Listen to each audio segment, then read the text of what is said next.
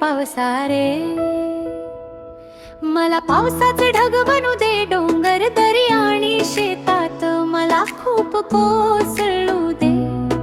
शेतकरी बाबा मला बी म्हणून पेरून दे. शेत खूप पिकून तुम्हाला बरकत हो